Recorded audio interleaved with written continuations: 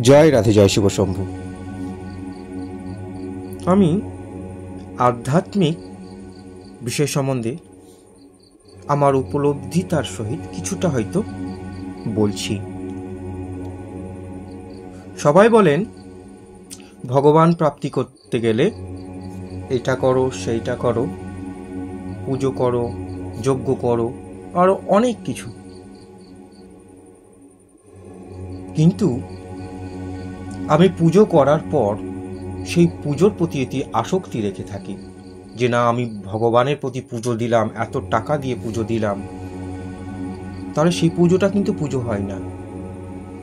ভগবানের প্রতি যদি কিছু সমর্পণ করা যায়, সেই সমর্পিতটা সম্পূর্ণ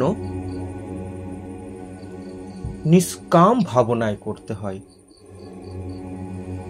আর ভগবানের প্রতি আত্মসমর্পণই একমাত্র রাস্তা যার দ্বারা ভগবানকে পাওয়া যায়।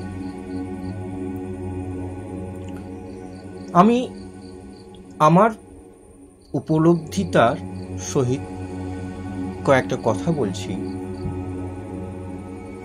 দেখবেন ভগবান যদি কারো প্রতি কৃপা করেন তাহলে তাকে বেশি কষ্ট করতে হয় না, তিনি ঠিক তার প্রতি কৃপা বর্ষণ করে তার মনোবাঞ্ছা পূরণ করেন।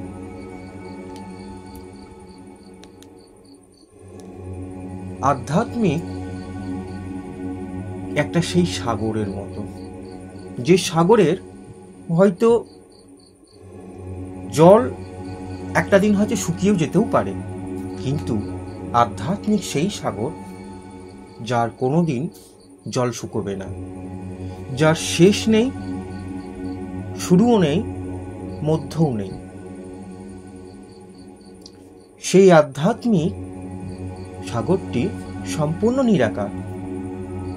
আমরা যখন তাকে ভাবনার চোখে দেখি তখন সেটা আকার হয়ে যায়। ভগবান সম্পূর্ণ কিন্তু নিরাকার। ভগবান আমাদের প্রতি কৃপা করে হয়তো আমাদেরকে আকার স্বরূপটা দেখান, তার মূল স্বরূপটা দেখান। ভগবান পরম ব্রহ্ম যে মূল স্বরূপ, সেটা কিন্তু কোনো বর্ণ নেই, বিবর্ণ, নিরাকার। আকাশের যে ধূমো বর্ণ, ঠিক সেই রকম। যদি আপনারা বলেন আপনি কি সেটা দেখেছেন, তো আমি একটাই কথা বলবো, কতটা দেখেছি কতটা দেখিনি তা জানি না।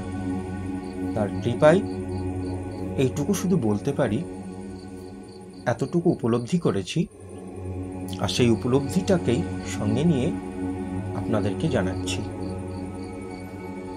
ভগবানের প্রতি যদি নিষ্কাম ভাবনায় পুজো অর্চনা যদি না করা যায়, জ্ঞানরূপী যজ্ঞের দ্বারা যদি ভগবানের ভজন না করা যায়, তবে কোনোদিনই ভগবানের কাছাকাছি পৌঁছানো যায় না। শ্রীমদ্ ভাগবত গীতাতে ভগবান শ্রীকৃষ্ণ কিন্তু বলেছেন জ্ঞানরূপী যজ্ঞই সব থেকে শ্রেষ্ঠ, জপরূপী যজ্ঞ শ্রেষ্ঠ।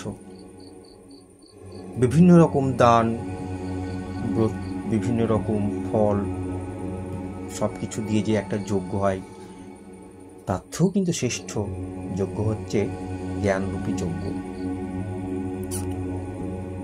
আমরা ভগবানকে পাওয়ার জন্য কখনো কাশী, কখনো গয়া, কখনো প্রয়াগ, কখনো বা আরো অনেক অনেক জায়গায় যাই, কিন্তু ভগবান তো বলেছেন যে আমি প্রত্যেকটা জীবের মধ্যে বিরাজ করি। আমি জগতের, এই চরাচর জগতে সর্বস্থানে আমি বিরাজমান। তুমি যেখানে হৃদয় দিয়ে আমাকে ডাকবে, সেখানেই তুমি আমাকে পাবে। হ্যাঁ, প্রয়াগ, পুষ্কর কিংবা কাশী, সেটাতে অবশ্যই যেতে হবে, কেন সেখানে তো স্বয়ং ভগবান বিরাজমান। কিন্তু আপনি আপনার নিজের বাড়ির ঠাকুর ঘরে বসেও কিন্তু ভগবানকে না উপলব্ধি করতে পারবেন। শুধু যখন যেই মুহূর্তে ভগবানকে ডাকবেন না, সেই মুহূর্তে কোনো ভাবনা রাখবেন না, কোনো কামনা রাখবেন না, দেখবেন আপনি সাড়া পাবেন। ধ্যান মানে আমরা অনেকেই বুঝি যে নাম জপ করতে থাকুন। বাস্তবপক্ষে ধ্যান যখন আমরা কোনো কিছু পাওয়ার জন্য ব্যাকুল হয়ে পড়ি, তার পিছনে ছুটে যাই এক মন দিয়ে, সেটা হচ্ছে একরকম ধ্যান। ঠিক সেই রকমই ভাবে ভগবানকে পাওয়ার জন্য এক মনে ডেকে যাওয়াটা, সেটা হচ্ছে ধ্যান। যার মধ্যে তাকে পাবো কি পাবো না সেই ভাবনা থাকবে না। আমরা সাধারণত যেটা করি সেটা নিয়ে ভাবি। ধ্যান কথার অর্থটাই হচ্ছে কোনো ভাবনাই থাকবে না, মানে কিছু না করাটাই ধ্যান। বসে গিয়ে সম্পূর্ণ নির্ভাবনায় তার নাম জপ করা, তার নামে সমাধি নিয়ে নেওয়া, সেটা হচ্ছে ধ্যান। আজ আপনি হয়তো এখানে ওখানে সব জায়গায় যেতে পারেন, গয়া, কাশী, বৃন্দাবন সব জায়গায় যেতে পারেন, কিন্তু আপনার যদি অন্তরাত্মা যদি শুদ্ধি না থাকে, আপনি যদি ভগবানের প্রতি সম্পূর্ণ সঠিক রূপে সমর্পিত না হয়ে থাকেন, তাহলে কিন্তু ভগবান পাবেন না।